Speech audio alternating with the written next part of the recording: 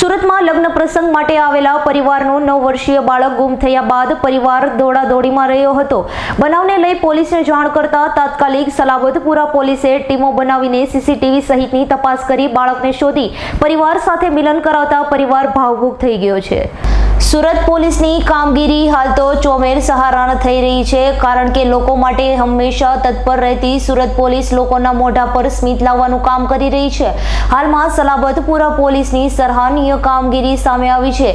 વાત એમ છે કે સુરતમાં લગ્ન પ્રસંગમાં આવેલા એક પરિવારનો 9 વર્ષનો બાળક ગુમ થઈ ગયો હતો, જેથી પરિવાર સહિતનાઓએ શોધખોળ કરી હોવા છતાં કોઈ ભાર ન મળતા પોલીસને જાણ કરી હતી, જેથી સલાબતપુરા પોલીસે ત્વરિત તપાસ હાથ ધરી હતી અને એનપીઆઈડી કેડી જાડેજા દ્વારા એક પીએસઆઈ સહિત 6 પોલીસ કર્મીઓએ ટીમ બનાવી હતી અને અલગ અલગ જગ્યાએ તપાસ કરી હતી। સાથે સીસીટીવી ફૂટેજ અને હ્યુમન સોર્સની મદદથી પોલીસે બાળકને હેમખેમ શોધી કાઢી હતી, પરિવારને સુપરત કર્યો હતો, જેને લઈ પરિવારજનોએ પોલીસનો આભાર માન્યો હતો। તો પોલીસ મથકમાં પરિવાર ભાવુક થઈ ગયા હતા।